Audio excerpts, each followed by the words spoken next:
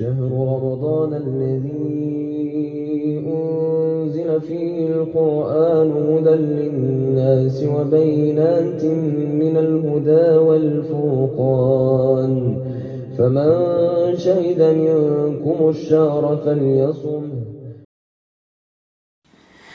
أعوذ بالله من الشيطان الرجيم.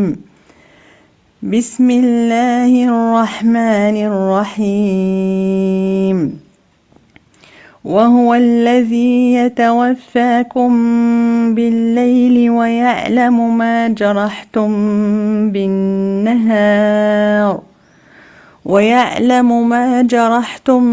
بالنهار ثم يبعثكم فيه ليقضى أجل مسمى ثم إليه مرجعكم ثم ينبئكم بما كنتم تعملون. Assalamu alaikum, ma chère sœur. Sache que tu n'as pas d'ennemi plus proche et plus coriace que ton nefs. Ton plus grand combat dans ta quête de satisfaction d'Allah subhanahu wa ta'ala sera sans aucun doute le combat contre ton nefs. Tu as sûrement déjà entendu dire que l'âme est comme un associé malhonnête. Si tu ne lui demandes pas des comptes, il partira avec tes biens.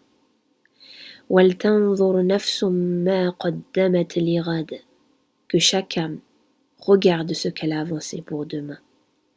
Une exhortation d'Allah, bien plus que cela, un ordre de la part de El-Khabir, le parfaitement informé.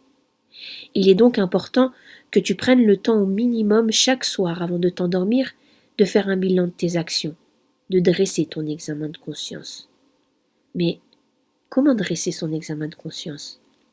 Ibn al-Qayyim, rahimahullah, nous informe d'une des manières dont on peut l'effectuer. Premièrement, commence par les actes obligatoires. Si tu y vois des manquements, rattrape-les.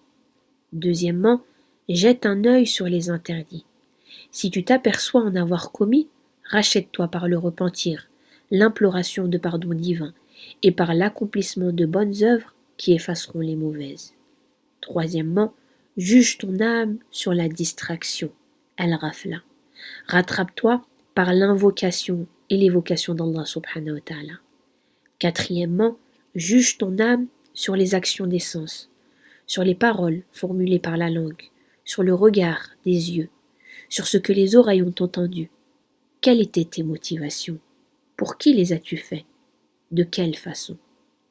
Effectuer ce bilan sera une sorte de remise à zéro de ton compteur de mauvaises actions et de manquements.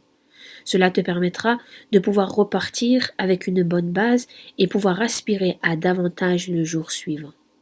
Si Allah subhanahu wa ta'ala décide de te redonner vie après ta petite mort.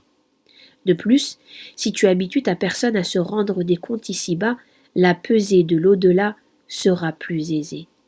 Omar ibn al-Khattab radiallahu anhu a dit « Jugez-vous avant d'être jugés et pesez vos actions avant qu'elles ne soient pesées contre vous, car le jugement sera d'autant plus léger demain si vous vous jugez aujourd'hui, et embellissez-vous pour la présentation suprême. » Et embellissez-vous pour la présentation suprême. Allah, Allah. S'embellir pour la présentation suprême, c'est nettoyer son âme et son cœur de toute souillure et de les parfumer par l'obéissance avec amour et dévotion pour Al-Jamil. Qu'Allah subhanahu wa ta'ala nous compte parmi les personnes qui prendront l'habitude d'effectuer leur examen de conscience et de chercher à s'améliorer chaque jour qu'il nous accordera. Qu'Allah subhanahu wa ta'ala nous facilite la pesée de nos actions le jour du jugement et l'embellissement pour la présentation suprême. Que ta place au plus haut degré du paradis te soit accordée par Al-Afou en ces jours bénis. Je te confie au meilleur des protecteurs. Fi amanillah.